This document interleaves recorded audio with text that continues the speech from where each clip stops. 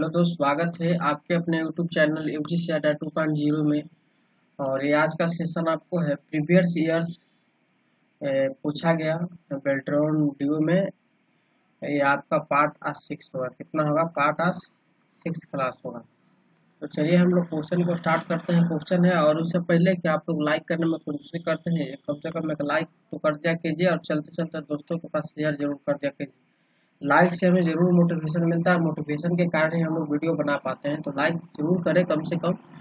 और क्वेश्चन ही इसी लेवल के पूछा जाएगा आपको एग्जाम में, जिस तरह के आप प्रीवियस ईयर आप क्लास देख रहे हैं, इसी तरह से हूबहू आपको एग्जाम में क्वेश्चन पूछे जाएंगे। तो बिल्कुल लगे रहिए, डटे रहिए। क्वेश्चन आपका है, किसी प्रस्तुति में सभी स्लाइड्स के लिए एक ही स्थिति अपने आप प्रदर्शित होने वाले ऑर्गेनाइजेशन संगठन का लोगो प्राप्त करने के लिए लोगों में क्या डालना चाहिए। करा कि किसी प्रस्तुति में सभी स्लाइड्स के लिए एक ही स्थिति में अपने आप प्रदर्शित होने वाले ऑर्गेनाइजेशन संगठन का लोगो प्राप्त करने के लिए लोगों में क्या डालना चाहिए।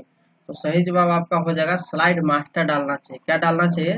स्लाइड मास्टर डालना चाहिए। नेक्स्ट नंबर सवाल की ओर चलेंगे हम लोग। एमएस वर्ड में राइट मार्जिन को अनदेखा करते हुए जब आप एक लंबे शब्द को लगातार टाइप करते हैं तो क्या होता है? जो शब्द फिट नहीं होता वो अपने आप अगली पंक्ति में चला जाता है। देखिए, जैसे एमएस वर्ड में हम लोग कर रहे हैं कि मार्जिन को ध्यान में रखते हुए, देखिए यहाँ पर है ना, मान के चलिए कि इसको हमने डिलीट कर दिया, ठीक है। और हमने यहाँ पर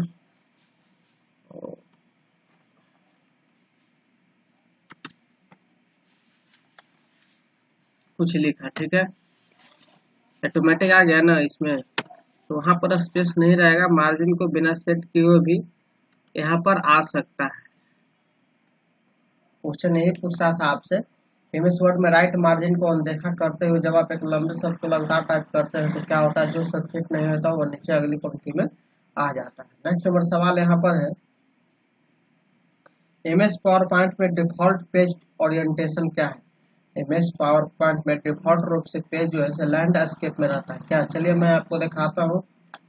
इस तरह से आपको रहेंगे लैंडस्केप में। लैंडस्केप देखने के लिए आप लोग इंसर्ट मेनू पर नहीं, डिजाइन पर नहीं, यहाँ पर पेज सेटअप में जाइएगा और यहाँ पर देखिएगा साइड ओरिएंटेशन, इसमें लैंडस्केप में आपको दिया हुआ रहेगा, ठीक है। डिफॉल्ट रूप से लैंडस्केप में रहता है। नेक्स्ट नंबर सवाल की ओर हम लोग चलेंगे। सवाल है, एमएस एक्सेल वर्कशीट सेल में फॉन्ट आकार ड्रॉप डाउन सूची से किस अधिकतम फॉन्ट साइज का चयन किया जा सकता है? 72।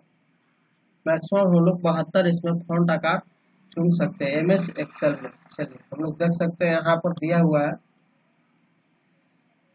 72 तक हम लोग चूज कर सकते हैं। नेक्स्ट नंबर सवाल है कि टेक्स्ट के लिए निम्नलिखित में से कौन सा सेल फॉर्मेटिंग विकल्प एमएस एक्सेल में उपलब्ध नहीं है। कह रहा है कि टेक्स्ट के लिए निम्नलिखित में से कौन सा सेल जो है फॉर्मेटिंग विकल्प एमएस एक्सेल में उपलब्ध नहीं है। तो स्लाइटेड इटैलिक जो है से नहीं है। स्लाइटेड, बाकी बोल्ड इटैलिक है आपका, और स्लाइटेड इटैलिक जो है नहीं है। ऑप्शन नंबर 3 आपका सही हो जाएगा। तो आप लोग लाइक जरूर करें, लाइक करने में कंजूसी मत करें, और क्लास आपको मिलेगा प्रतिदिन। नेक्स्ट क्वेश्चन है कि मेमोरी डिवाइस को जोड़ने के लिए आमतौर पर निम्नलिखित में से किस बस का उपयोग किया जाता है। तो मेमोरी डिवाइस को जोड़ने के लिए आमतौर पर निम्नलिखित में से पीसीआई का बस का उपयोग किया जाता है। किसका किया जाता है? पीसीआई का उपयोग किया जाता है। नेक्स्ट नंबर सवाल को हम लोग चलेंगे। सवाल यहाँ पर है दोस्त, एमएस वर्ड में चयनित टेक्स्ट में सभी फॉर्मेटिंग को साफ करने के लिए किसका उपयोग करना चाहिए। तो एमएस वर्ड में चयनित टेक्स्ट में सभी फॉर्मेटिंग को साफ करने के लिए कंट्रोल प्लस स्पेस बार हम लोग करेंगे तो सभी फॉर्मेटिंग क्लियर हो जाएगा। नेक्स्ट नंबर सवाल यहाँ पर है कि कर्नेल क्या है। कर्नेल एक ऑपरेटिंग सिस्टम का मध्य भाग है। क्या है? कर्नेल एक ऑपरेटिंग सिस्टम का मध्य भाग है। नेक्स्ट नंबर सवाल है कि USB 2.0 के उच्चतम अंतरण दर को सपोर्ट करता है। कितना? 480 Mbits पर सेकेंड को उच्चतम अंतरण दर को सपोर्ट करता है। नेक्स्ट नंबर सवाल की ओर हम लोग चलेंगे। सवाल यहाँ पर है कि सेल साइज के अंतर्गत एक रो का फॉर्मेटिंग करते समय रो हाइट के अलावा ठीक है, कह रहा है कि सेल साइज के अंतर्गत एक रो को फॉर्मेटिंग कर रहे हैं, तो रो हाइट के अलावा एमएस एक्सेल 2016 में निम्नलिखित में से कौन सा विकल्प उपलब्ध होता है? ऑटो फिट रो हाइट भी उपलब्ध होता है। देखिए यहाँ पर ऑटो फिट रो हाइट भी उपलब्ध होगा। यहाँ पर हम लोग कहाँ जाएंगे? सेल्स में आएंगे। सेल्स मेनू में आने के बाद फॉर्मेट में आएंगे। अब फॉर्मेट आने के ऑटो फिट देखिए, कॉलम विथ, रो विथ, ठीक है। नेक्स्ट नंबर सवाल की ओर हम लोग चलेंगे। सवाल यहाँ पर है कि फाइल ऑर्गेनाइजेशन से संबंधित क्या है? फाइल ऑर्गेनाइजेशन से संबंधित रिकॉर्ड की लॉजिकल स्ट्रक्चर तार्किक संरचना है। रिकॉर्ड्स की लॉजिकल स्ट्रक्चर तार्किक संरचना है, फाइल ऑर्गेनाइजेशन से संबंधित। नेक्स्ट नंबर सवाल है आपका कि www ब्राउजिंग के लिए प्रोटोकॉल का उपयोग किया जाता है। HTTP hyper text transfer protocol.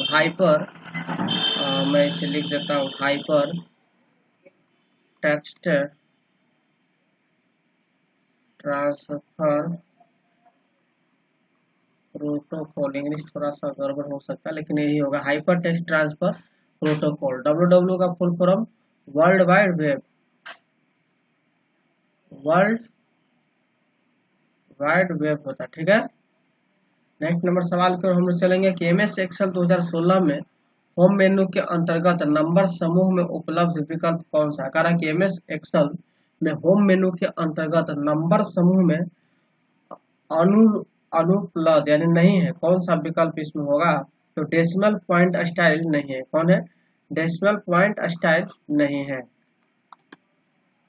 Next number सवाल की ओर चलेंगे कि मेल मर्ज में सिलेक्ट स्टार्टिंग डॉक्यूमेंट में 3 ऑप्शन होते हैं।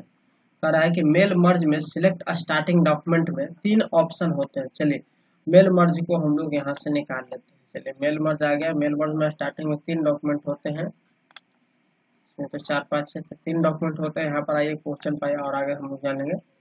इनकी पहचान कर, सबसे पहले use current document, start from template, start from in engagement, existing document, current document, प्रयोग करें, टेम्पल से शुरू करें और मौजूद डॉक्यूमेंट से शुरू करें। ये आपको है, याद रख लीजिएगा। इसे थोड़ा सा टेढ़ा है कि मेल मर्ज में सिलेक्ट स्टार्टिंग डॉक्यूमेंट में 3 ऑप्शन होते हैं।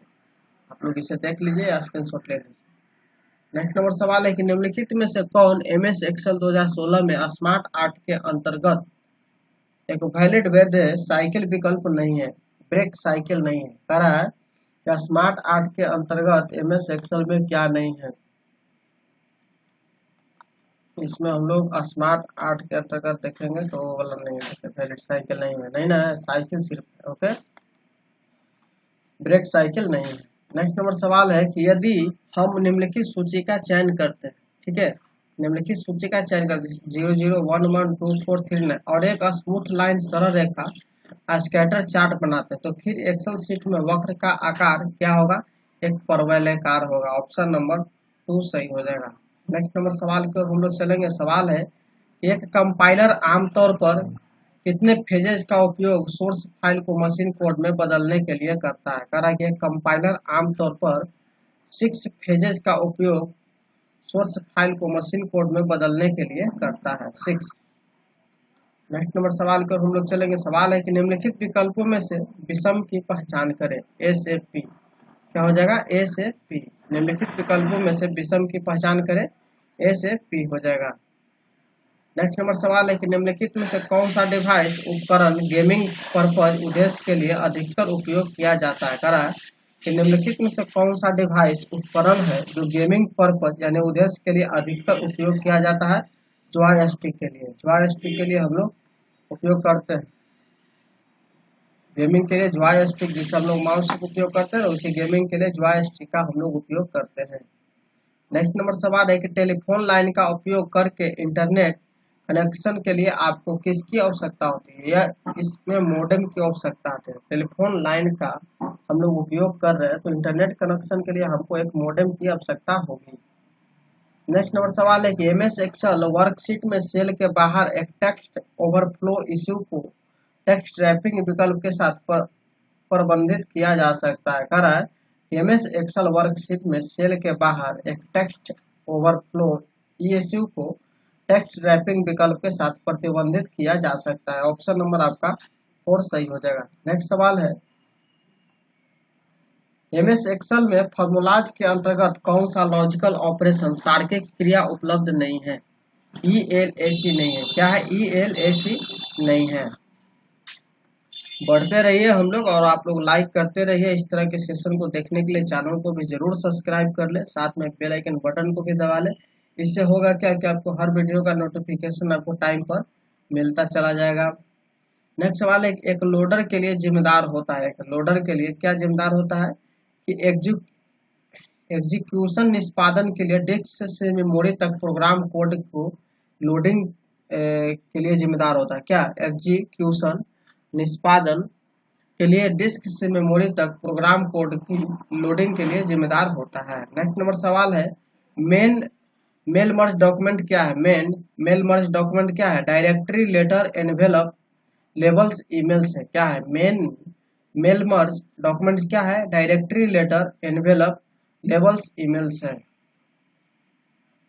नेक्स्ट नंबर सवाल है कि एमएस एक्सेल में डिफॉल्ट मान से स्तंभ की चौड़ाई को 2.0 सेंटीमीटर करने के लिए क्या कॉलम हेडिंग पर माउस को राइट क्लिक करके और फिर वांछित मान डालने के लिए कॉलम विड्थ विकल्प का चयन करें। कह रहा है कि एमएस एक्सेल में डिफॉल्ट मान से स्तंभ की चौड़ाई को 2.0 सेंटीमीटर करने के लिए क्या कॉलम हेडिंग पर माउस को राइट क्लिक करें और फिर वांछित मान डालने के लिए कॉलम विड्थ विकल्प का चयन करें। नेक्स्ट नंबर सवाल है कि मेल मर्ज के संबंध में निम्नलिखित में से कौन सा एक लेवल में डिफॉल्ट फील्ड नहीं है? मेल मर्ज के संबंध में निम्नलिखित में से कौन सा एक लेवल में डिफॉल्ट फील्ड नहीं है? पिन नहीं है। क्या है? पिन नहीं है। पिन जो है मेल मर्ज के संबंध में निम्नलिखित में से कौन सा एक लेवल में डिफॉल्ट फील्ड नहीं है? पिन नहीं है। ऑप्शन नंबर 2 सही हो जाएगा। नेक्स्ट नंबर सवाल है, एमएस वर्ड शुरू करने के लिए निम्नलिखित में से कौन सी वैध विधि है? एमएस वर्ड शुरू करने के लिए निम्नलिखित में से कौन सी वैध विधि है? डेस्कटॉप पर एमएस वर्ड आइकन पर डबल क्लिक करें। डेस्कटॉप पर एमएस वर्ड आइकन पर डबल क्लिक करें। इसलिए एमएस वर्ड शुरू करने के लिए निम्नलिखित में से कौन सी वैध विधि है? डेस्कटॉप पर एमएस वर्ड पर आइकन पर डबल क्लिक करें। चलिए हम लोग क्लिक करके देखते हैं क्या है। देखिए यहाँ पर जो है आपका एमएस वर्ड पर हम लोग डबल क्लिक करेंगे आइकन पर, तो एमएस वर्ड हम लोग को ओपन होगा। चाहे कोई भी इसमें प्रोग्राम को खोलना हो तो हम लोग को डबल क्लिक करना होगा, उसके बाद ही ओपन होगा। नेक्स्ट नंबर सवाल क्या कह रहा है कि 2.0 टू 121.7596 यह एक आईपी एड्रेस। आईपी एड्रेस के बारे में एक क्लास आपको मैं कराऊंगा जिसमें आपको सारे कॉन्सेप्ट की। क्लास सी है। क्लास सी के लिए यह एक आईपी एड्रेस रखा गया है जिसमें 4 पॉइंट से दर्शाया जाएगा। कितने? 3 पॉइंट से आपको दर्शाया जाएगा क्लास सी के अंतर्गत। नेक्स्ट नंबर क्वेश्चन की ओर चलेंगे। क्वेश्चन है कि निम्नलिखित में से कौन मेल मर्ज में एक अमान्य डेटा स्रोत है? कह रहा है कि निम्नलिखित में से कौन मेल मर्ज में एक अमान्य डेटा स्रोत है? Power point. क्या है? पावर पॉइंट जो है अमान्य डेटा स्रोत है। ठीक है, चूंकि यह डेटाबेस फाइल है, एक्सेल स्प्रेडशीट है, एक्सेल डेटाबेस है। पावर पॉइंट यह एक मेल मर्ज के लिए अलग डेटा स्रोत है। नेक्स्ट नंबर सवाल है कि एमएस एक्सेल स्क्रीन पर वर्कशीट का नाम कहाँ प्रदर्शित करते हैं? बॉटम लेफ्ट, नीचे बाएं में हम लोग प्रदर्शित करते हैं। चलिए हम लोग देखते हैं कहाँ पर प्रदर्शित करते हैं। बॉटम के यहाँ लेफ्ट में है, और इसमें बाएं साइड में हम लोग यहाँ पर कुछ भी रीनेम करना हो तो यहाँ पर हम लोग रीनेम कर सकते हैं। नेक्स्ट सवाल और कल करेंगे हम लोग, और आज का क्लास इतना ही। अच्छा लगा तो एक लाइक जरूर कर दीजिए। मिलेंगे हम लोग नेक्स्ट वीडियो में, तब तक दोस्तों के पास भी जरूर वीडियो को शेयर करें। Best of luck friends.